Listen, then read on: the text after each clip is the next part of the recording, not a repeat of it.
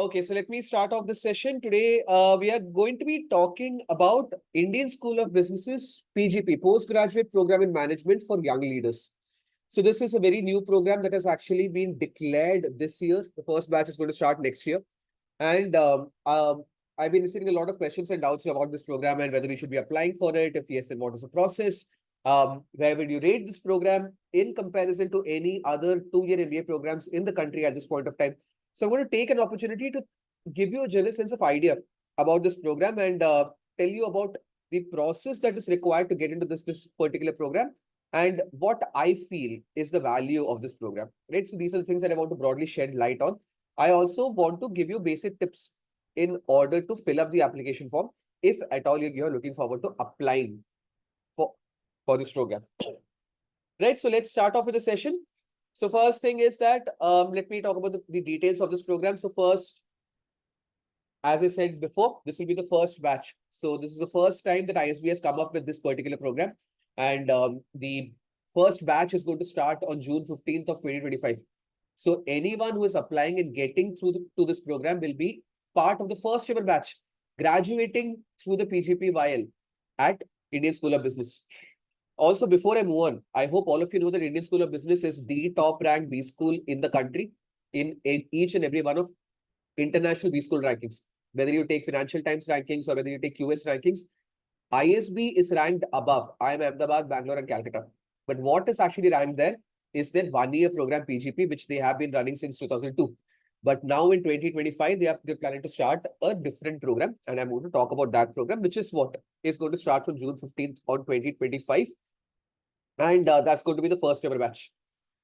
Next thing we have to remember about this program is that it's a 20 months long program. So the PGP, their flagship PGP program, is a 12-month long program, often considered to be an executive MBA program. But this is a 20 months long program, which is almost 2 years long, which is what generally most MBA programs in this country that people apply to through the CAT examination actually last for. This program, this particular PGPYL is specifically meant for people only with 0 to 2 years of work experience. So the PGP program, which is a flagship program of ISB, is only for people who have got more than 2 years of experience. But if you have till 2 years of experience, you are only eligible to apply for the PGPYL program at ISB. Right. Next, the batch size that is to be expected is about 140 students. It can be less than 140. If it's more than 140, it will not be more than 150 for sure, is what the college has actually said.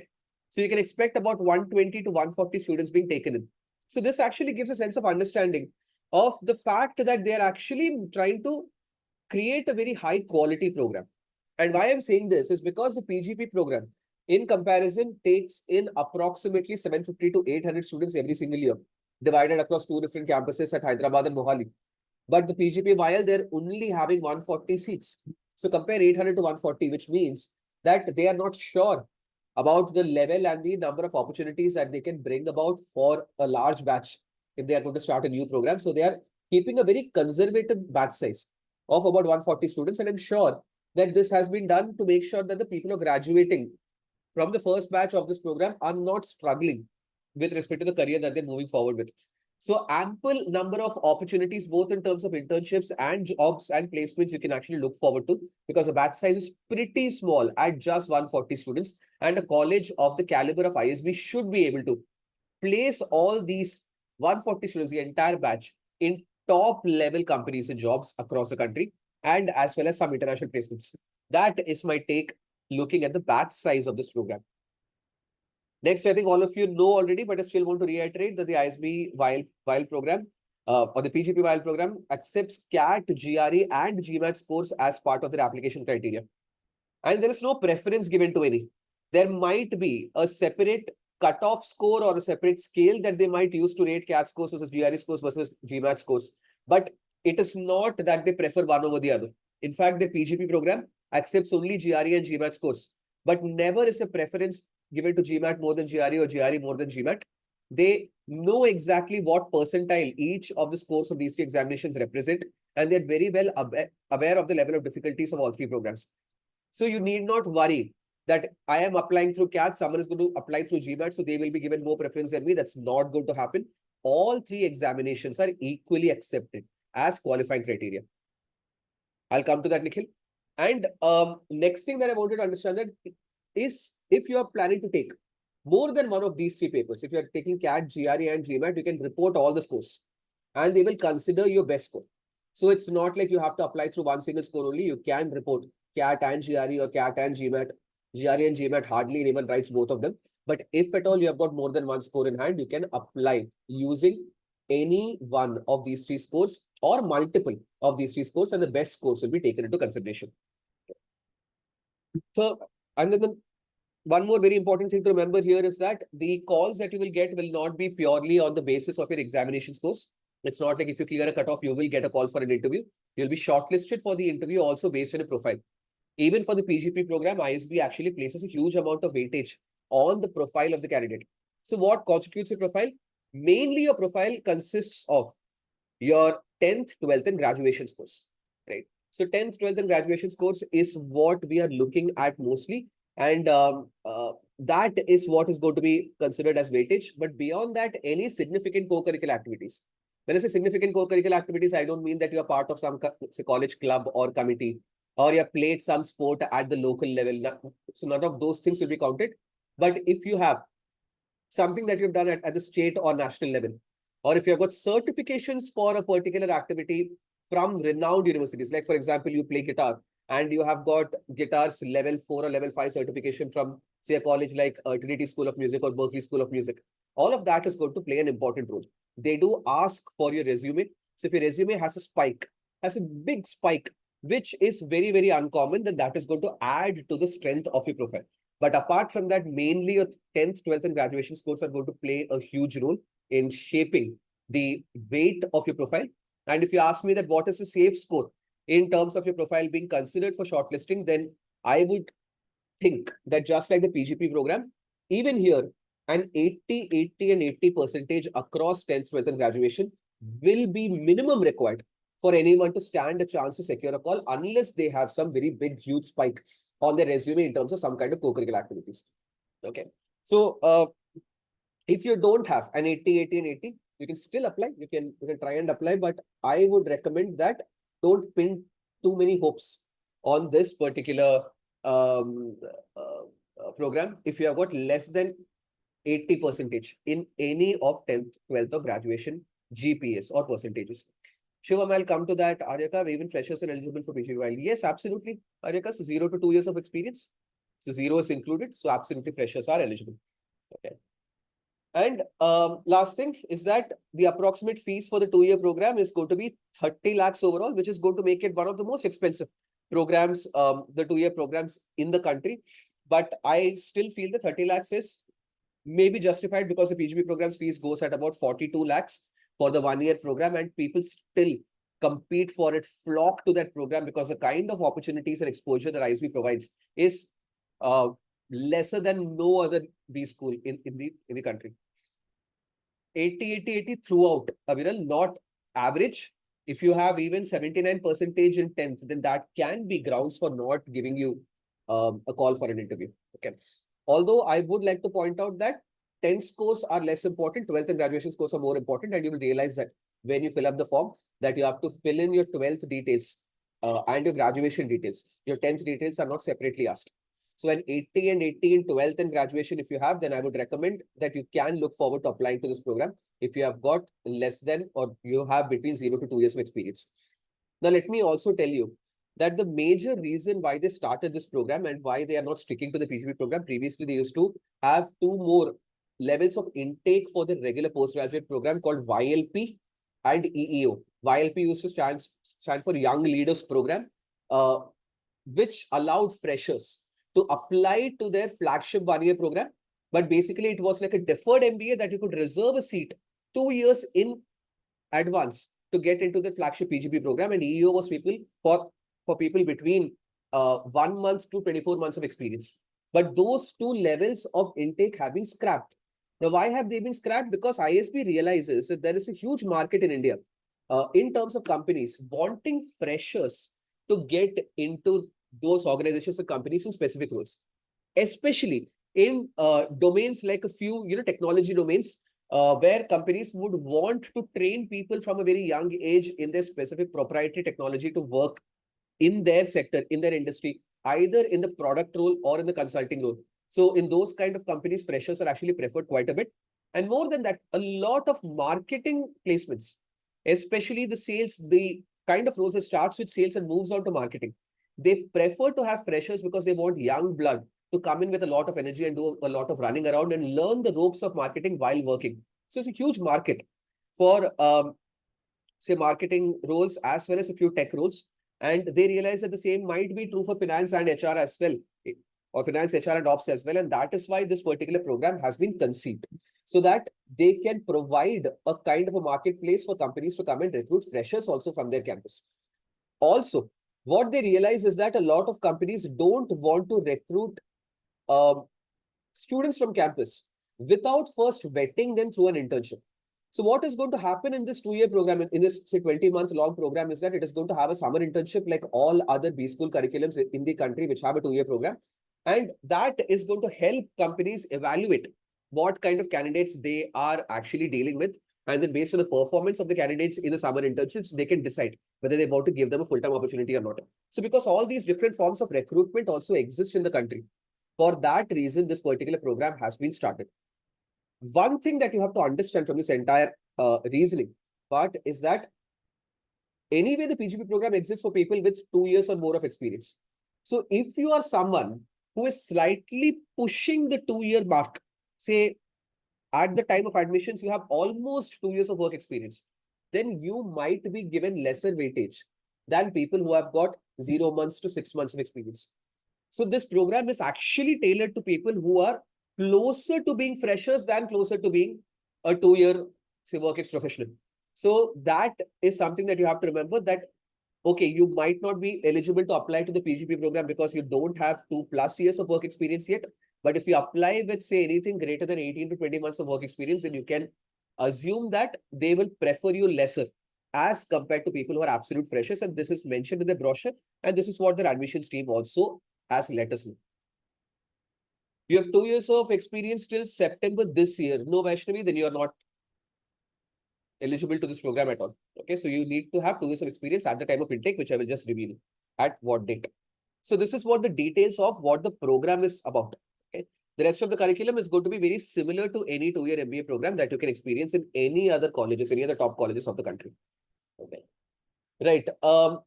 Let me now move on and talk about the application process slowly and steadily. So first thing is that the form can be found on ISB's website. If you just go to their website, you will find on their homepage itself that this particular program's banner is mentioned. You can click on the banner, and there you have got, as plain as daylight, in the first landing page itself, you will find the link to start your process of registration.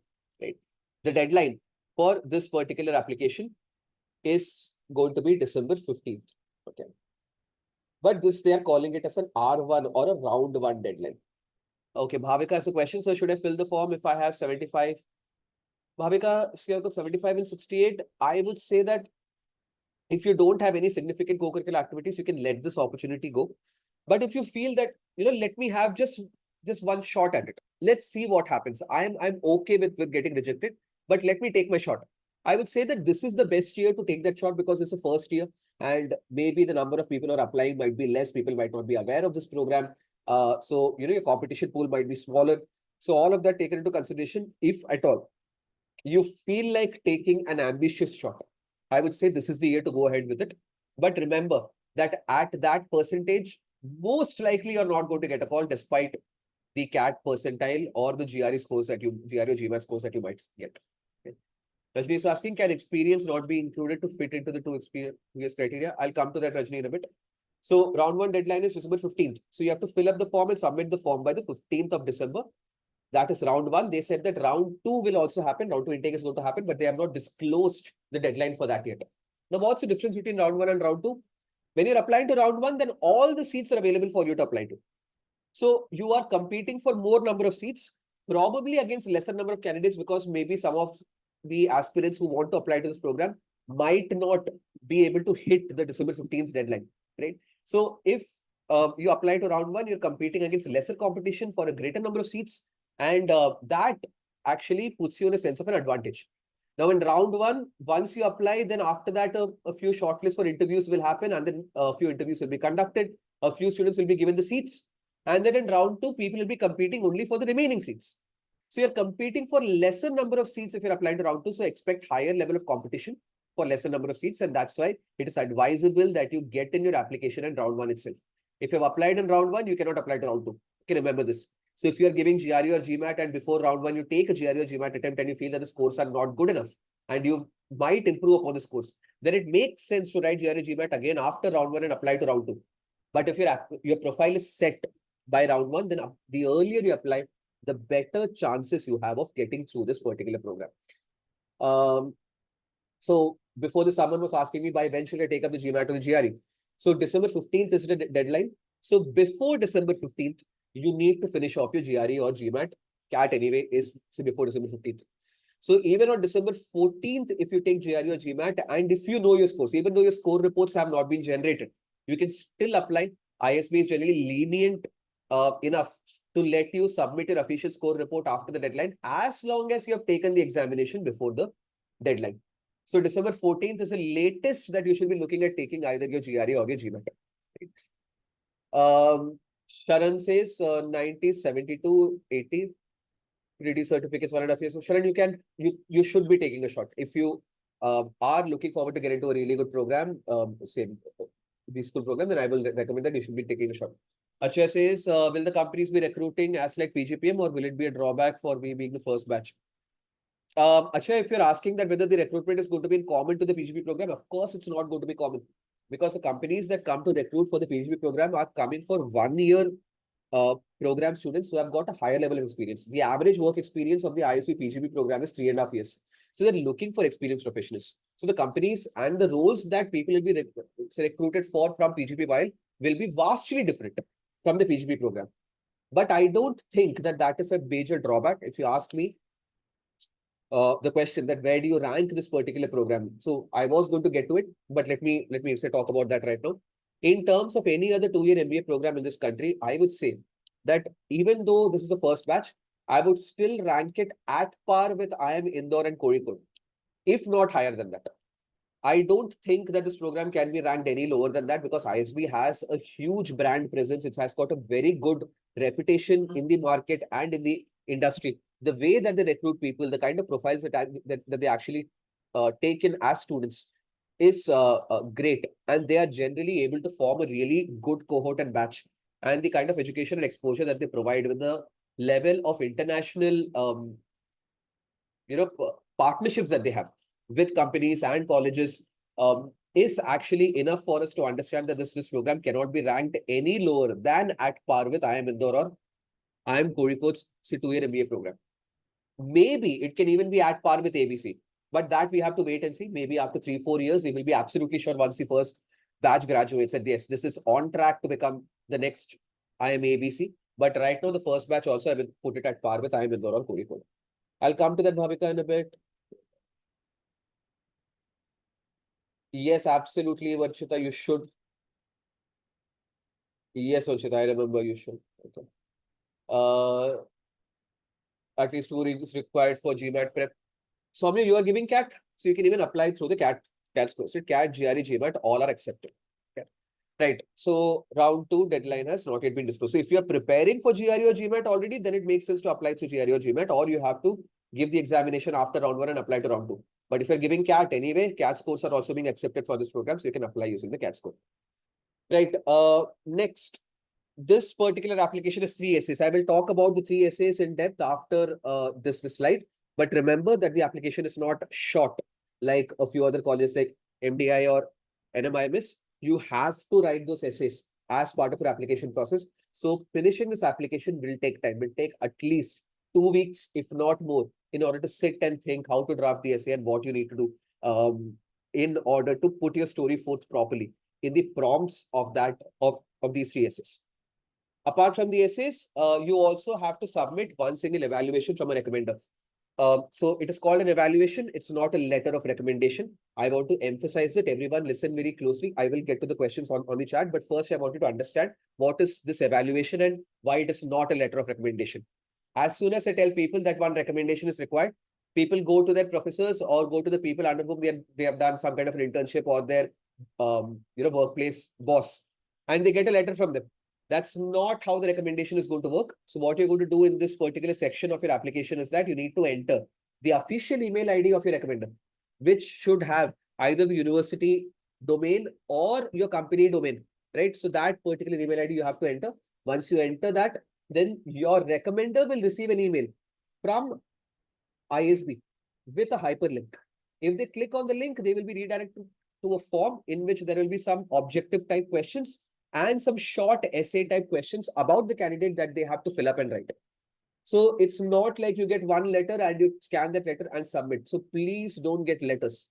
So remember that this is an entire recommendation that your professor or a senior at your workplace or your boss at your workplace needs to be filling out. That is what a recommender usually is, or that is who a recommender usually is. And they will be receiving a separate hyperlink and they will have to write down all the responses in that particular link.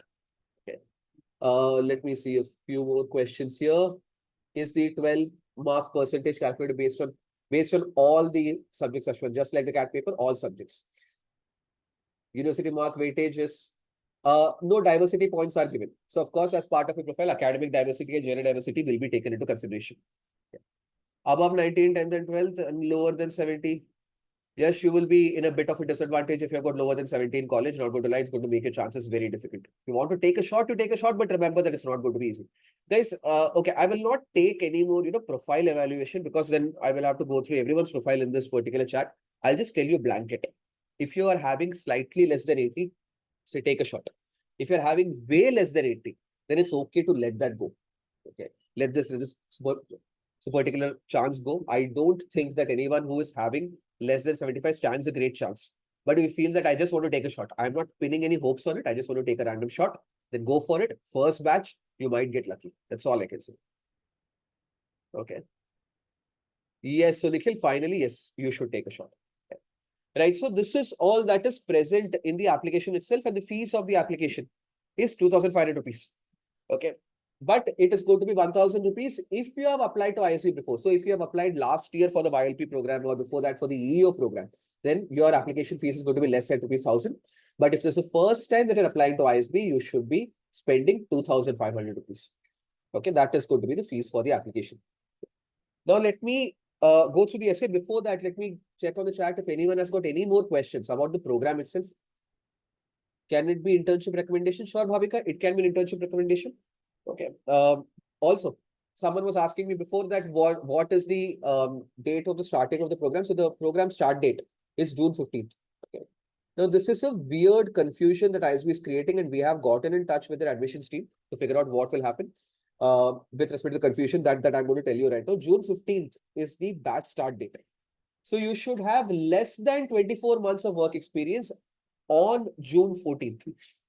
Which means that if you have got more than 24 months of work experience on June 14th, you are not eligible to get into this particular program. Okay. Now, the confusion is that ISB's PGP program, right? This is the PGPYL. PGPYL starts on June 15th. Their flagship PGP program, which requires more than 2 years of experience, starts on April 1st. So, which means that you need to have less than 2 years of work experience on greater than 2 years of work experience on March 31st. Now, there is a bit of confusion that what happens to those people who are right now working, who will have less than 2 years of experience on April 1st, but more than 2 years of experience on June 15th. So this is what we have actually asked them about. They have said that they cannot do anything. If someone is crossing 2 years of work experience after April 1st, they are not eligible for PGP. And if someone is crossing 2 years of work experience before June 15th, they are not eligible for PGPYL. So if any of you are there who are going to have more than 24 months of work experience, even by a single day, in between April 1st and June 15th, then you might not be eligible for either of the programs. But there is one thing that people can do, is that if you secure and admit, you can quit your job before you finish 2 years of experience and you can get into the PGPYL. Now, this is what we feel can be done. So that's what we have asked ISB to clarify. So we are in touch with the admissions team. They were supposed to get back to me today, but they said that they will again have a conversation and discussion amongst themselves. And probably by the end of this week, they will let me know whether if someone quits their job between April 1st and June 15th, in order to keep their work experience less than 2 years, then will they be eligible for PGPYL or not? So this is something that we have to wait and see. Round 2 applications, Yogesh, will begin definitely in January, and the deadline will not be later than the first week of February is my guess. I would say that somewhere in the 3rd or 4th week of January is when I'm expecting the round 2 deadlines to be. Well, they do come out pretty soon. They generally declare the admits at least 2 months in advance. So I think that by March you should be able to by March you should have your first round admits. I think in January itself we should be able to know. Okay. Yes, absolutely, Nikhil, you can. Right. So I hope this answers a lot of the questions that you have. Let me move forward and let me take you through the 3 essays, the prompts of the 3 essays that are there. Will this class cover PGP? No, Shivam, I'm not talking about PGP at this point of time. Okay, that probably will have a separate session for that. Same process for interviews as well. Absolutely. Okay. So first essay, the topic of the first essay is, so right present on the screen, it says describe a specific personal situation in which you assumed a leadership role without formal authority. How did you motivate and influence others during this experience? And what challenges did you encounter and what insights did you gain about your leadership abilities as a result? So it's a very clear-cut question. And clearly this question is made for people who have just gotten out of college. You know why? Because you are able to take up leadership roles without formal authority, mostly in college groups. So maybe during a class project, or it might be possible that you have decided to organize a particular fest or an event in a fest, or some kind of conference is happening and then something goes wrong and then you decide to take up the reins and do something, you know, in order to cover the damages and in order to cover whatever drawbacks that have happened during the course of their entire organizational endeavor was. So something like that needs to be written here, and make sure that you're addressing the prompt. Read every single part of the question and your essay should have an answer for every single part. So it says describe a specific personal situation in which you assumed a leadership role without formal authority. So it should not be that you were appointed as a prefect or as in charge and you did something. It is basically when you proactively decided to take up the role of leadership, not being known as a leader, and how you are able to coalesce people together. Leadership does not mean driving a particular objective. It means leading people. So make sure that there is a team under you in the experience that you are mentioning. How did you motivate and influence others? This is further evidence that you have to write about motivating and influencing others. That how did you go about doing that? And specifically, this should include that why it was difficult. Because you did not have any kind of formal authority, and how did you overcome that particular challenge? You can actually write that as your biggest challenge. And what insights, like what did you learn from it? Your learnings from it is what your essay should end with. Okay. Remember that it's a 400-word limit. So which means that this essay cannot have an intro, a background, and a conclusion at all. You have to get straight into the experience, get straight to the point, describe the experience, talk about what you did, what were the challenges, and then finish off with your learnings. Right. How can people with experience approach this? When you can still do it by thinking about something that you did at your workplace, or you can write about something that you have done in college as well. Right?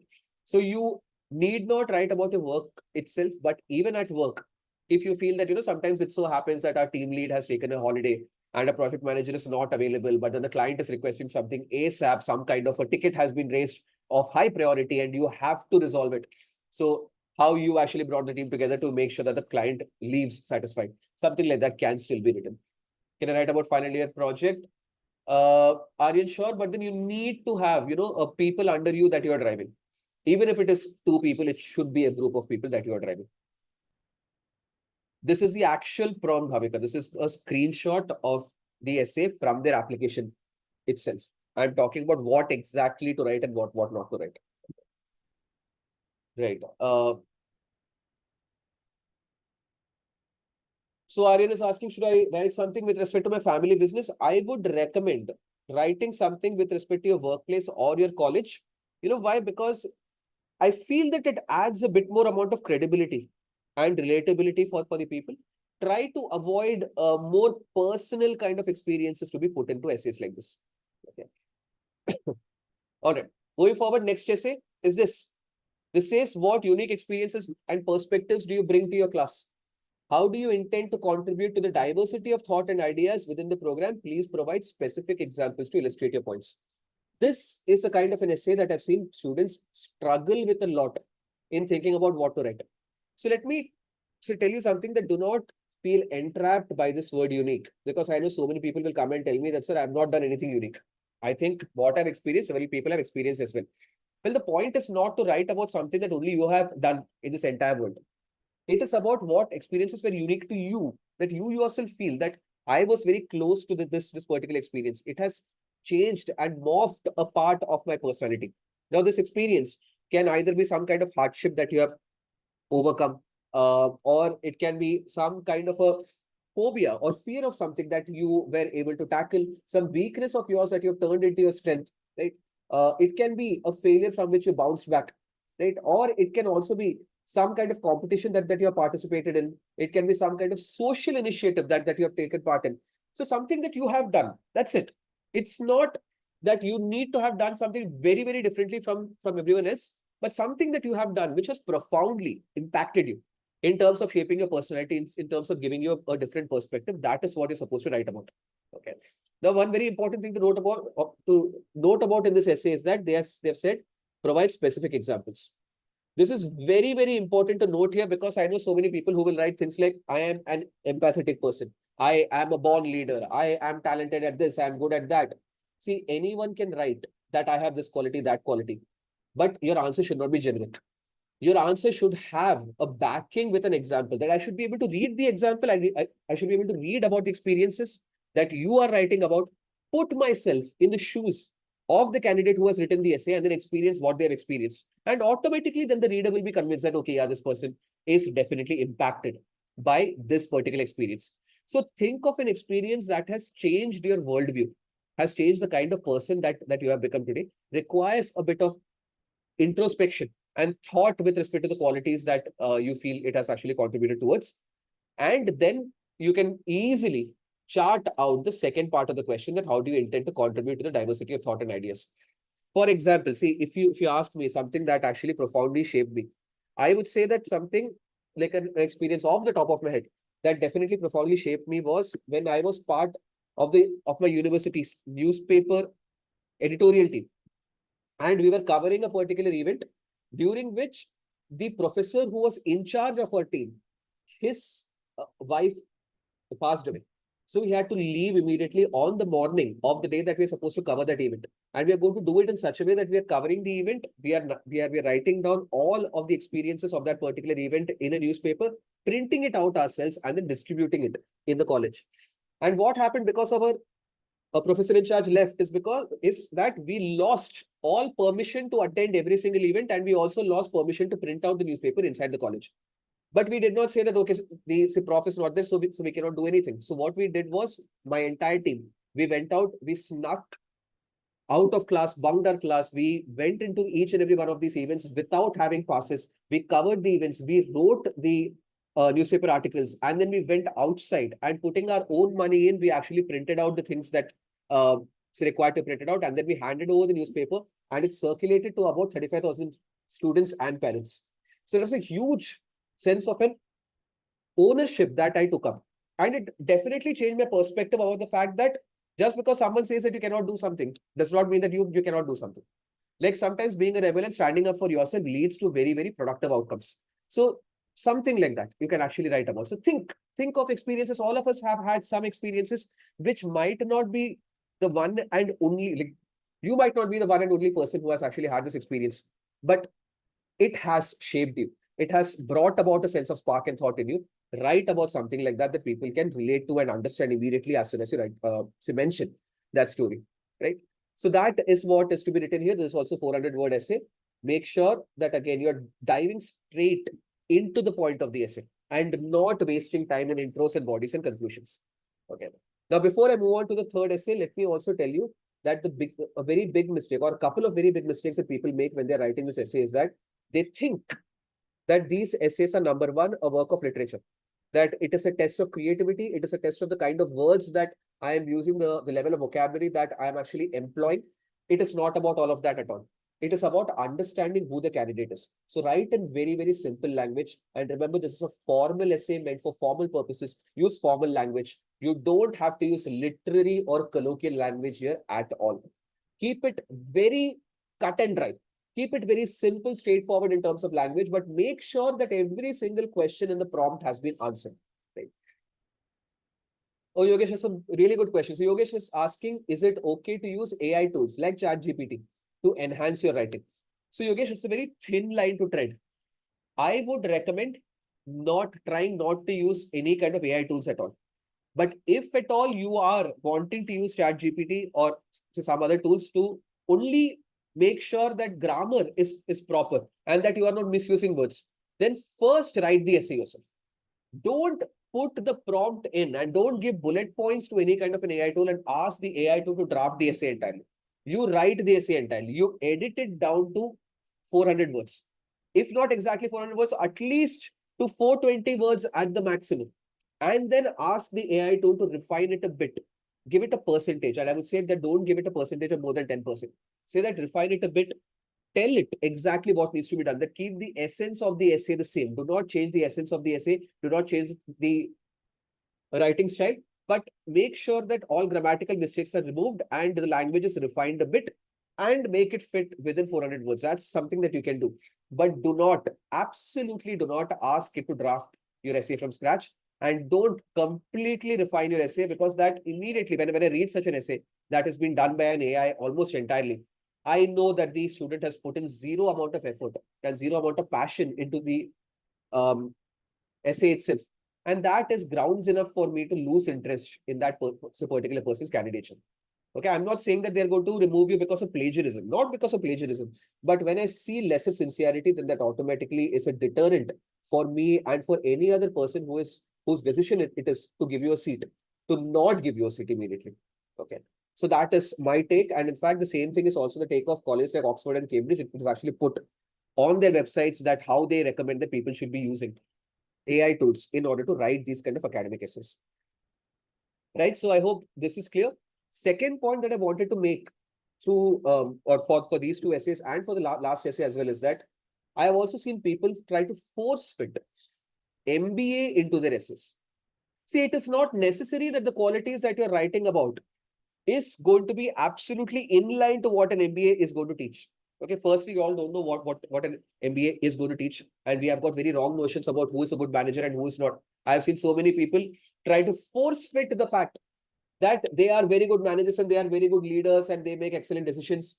They try to project all of this in a very fake fashion through the kind of experiences that they actually narrate. Please don't feel obliged to do that. If you do that, then you are going to face the consequences of it during the time of the interview. And I'll tell you why. Because these essays are not going to be scored at all. People think that your chances of securing an interview call depends upon these essays.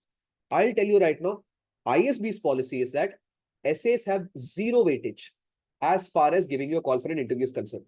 Your chance of securing a call for an interview depends only upon your profile, which is your resume, mostly your 10th, 12th, and graduation scores, and your GRE, GMAT, or CAT scores. That's it.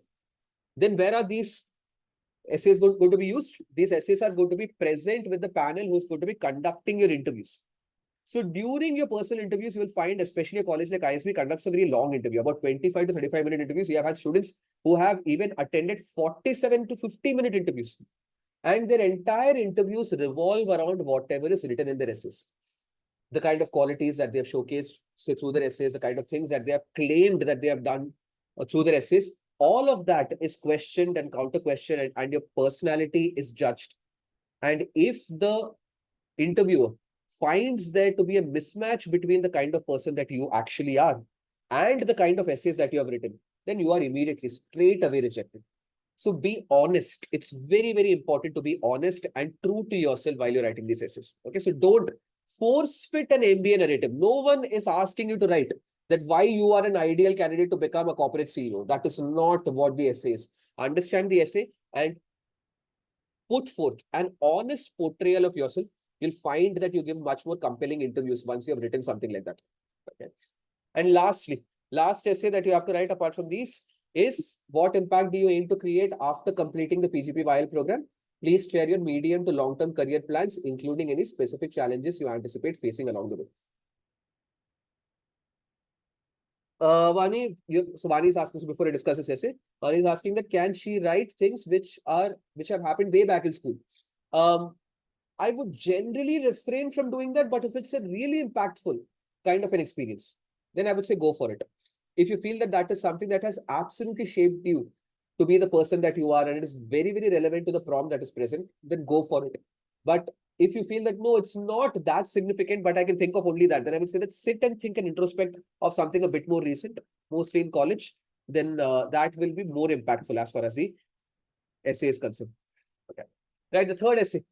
See, clearly this essay, once you read it, you will realize that they are asking you for your career goals. What impact do you aim to create after completing the PGPYL program, which means that they're asking you for your short-term goals and then for your medium to long-term goals and career plans. The only thing that I want you to remember while you're drafting this essay is that you make sure that you're being realistic with respect to your goals. I know people who live out their wildest fantasies when they actually write their short-term and long-term goal essays. Please do not do that. And what do I mean by say wildest fantasies? I know that engineers who are right now pursuing a BTech degree will go and write that I want to become one of the most successful stockbrokers. I want to get into investment banking. All of that is not realistic because you've got zero idea of what is exactly finance. Fascination with something and awareness with something are two different things. Okay.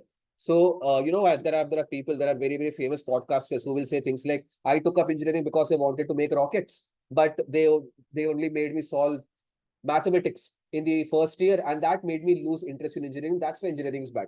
So these people who say that have actually zero sense of an understanding of the difference between fascination and awareness. They were fascinated with the idea of creating a rocket, but they did not want to learn how to create a rocket. So we have a very wrong notion of things that we are not aware of. So an engineer will not be able to understand what is there in the finance world. They might have heard from someone else that investment banking is very, very glamorous. But if you have not taken up finance, then don't write a career goal which has got something to do with finance. Similarly, people who have taken BCom, don't say that I want to become a product manager of a technology product like WhatsApp or like Microsoft Office. You will not be able to justify that. So write something realistic based on your academic background at this point of time that you want to achieve. Also, before writing this particular essay, everyone should, actually not just for this essay, everyone who is looking forward to a management career, in fact, should actually understand what an MBA teaches you. When I ask people generally that what do you think an MBA teaches you, people say the wildest and the most inaccurate things. Like, sir, it teaches us leadership skills. It teaches us presentation skills. It teaches us how to talk to people. It teaches us networking. None of these things are in fact subjects that are taught inside a B school. All this happen as a byproduct that because you have been in the B school and you have completed the assignments, you have taken the examinations, automatically you become a more smarter, worldly wise person who becomes a bit more presentable, who is capable of holding conversations, who is capable of networking properly. But this is not what is taught. Go through the curriculum of any top B school, maybe of ISB even, and you will realize that hard skills are taught.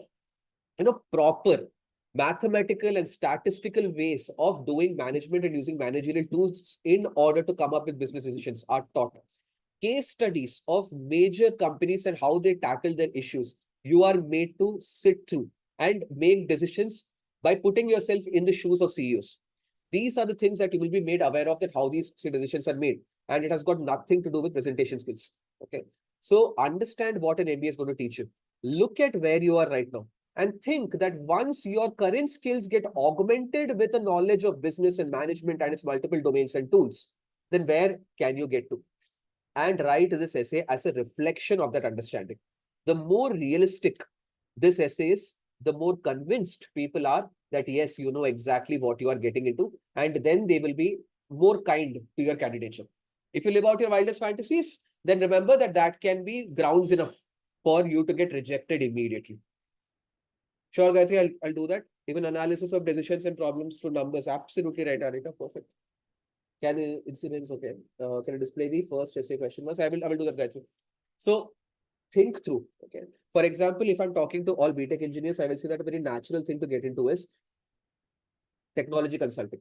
A very natural thing to get into is technology product management. People who are pursuing their BCom, very easy thing to write is corporate finance or investment banking. People from mechanical engineering background or chemical engineering background, very, very easy to write about operations and manufacturing and supply chain. Okay.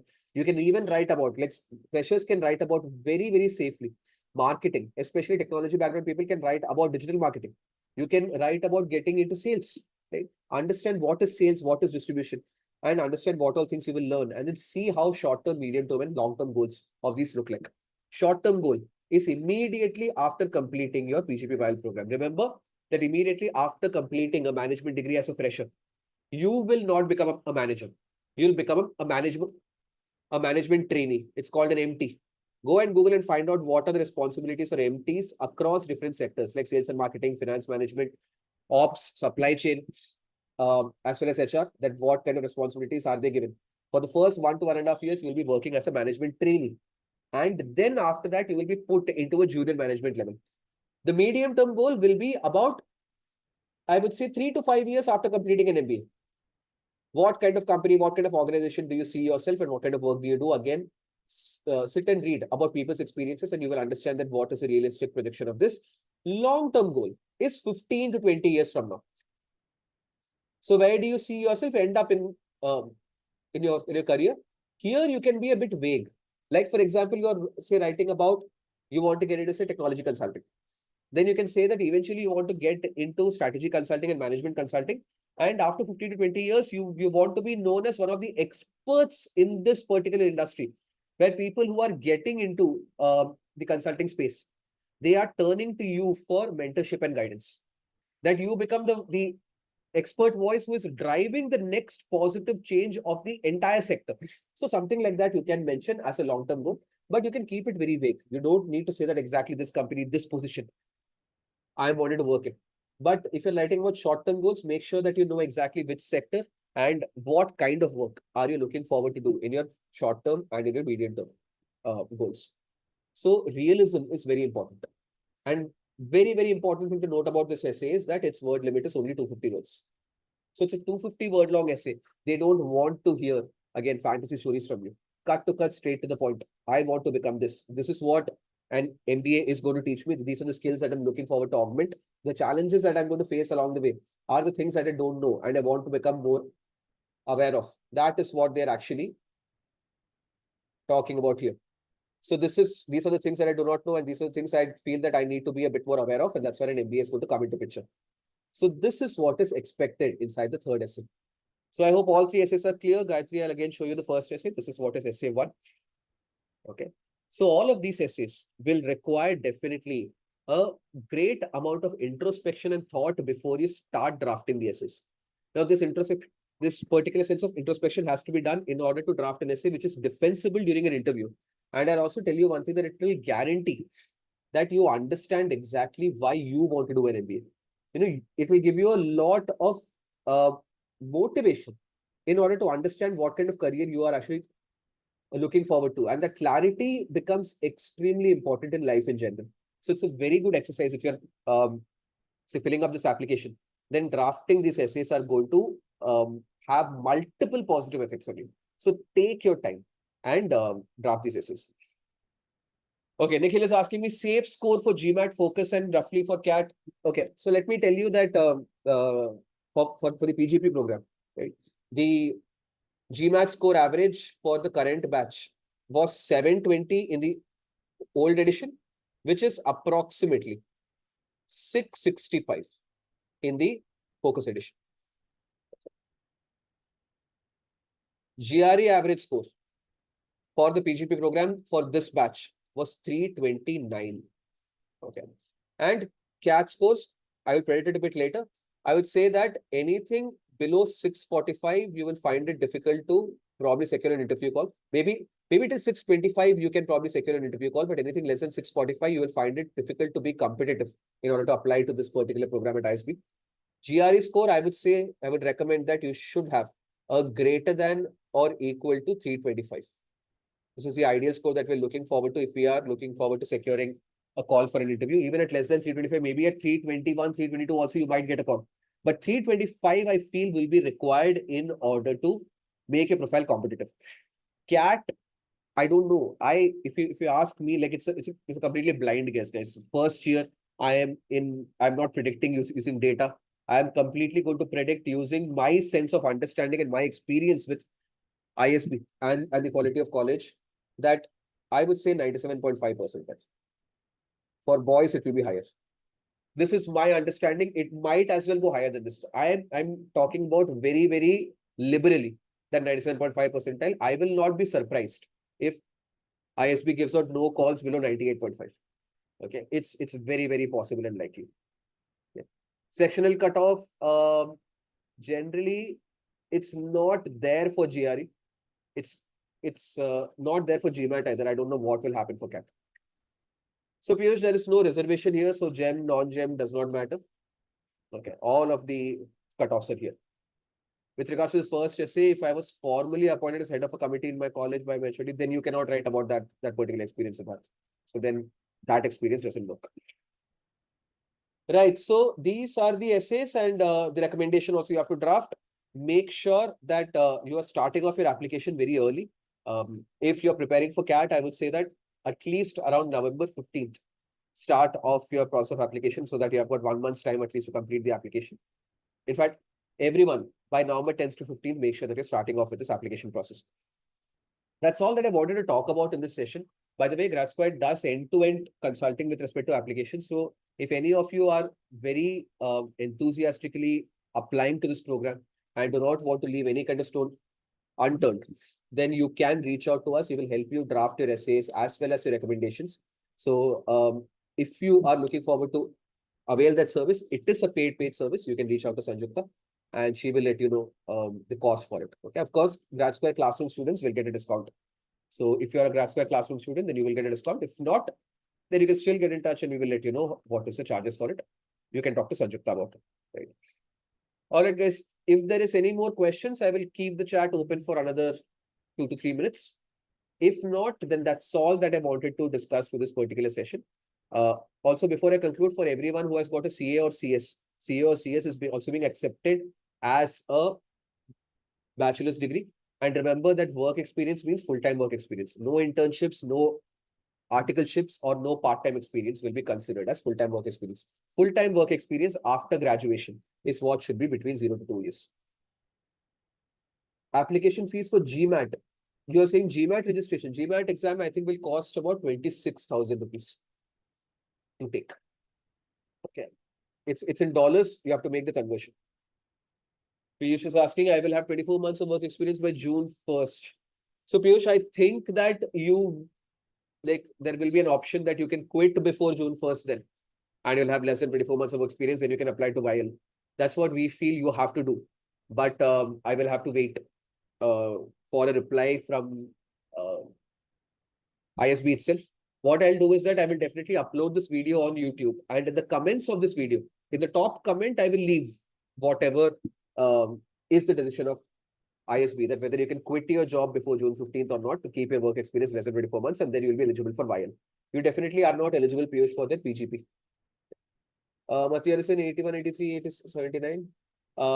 Yes, Mathiarison, you can, you should take a shot. Okay. If you have a good score in CAT, GRE, GMAT, you should take a shot. Sure, okay. So my social media team is telling me that I will also put up a reel on the criteria for selection or criteria for work experience as far as the PGPYL is concerned. Follow us on Instagram for more updates. Okay, so we'll put up a reel on Insta detailing exactly what the criteria for work experience is. Absolutely, Bhavika. The PGP application has 3 essays and a 4th optional essay as well. GMAT actually does not provide any kind of coupon codes with you. So sadly, we don't have an option for that because GMAT themselves don't provide any kind of codes. GRE, because ETS gives it to us, so we have access to it. Ashwant, if you are doing residency, then residency should count. Okay. You can once mail them. I think residency does count for medical students.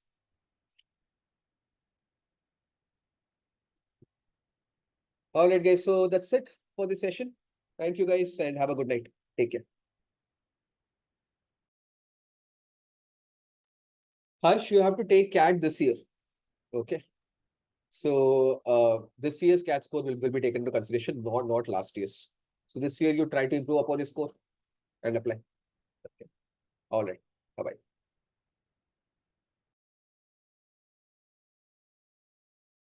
See, it's not like a lot of variety of extracurriculars is going to have a huge amount of an impact. See, extracurriculars themselves have got no weightage as far as calculating a composite score, which is going to decide whether you can get into an interview or not.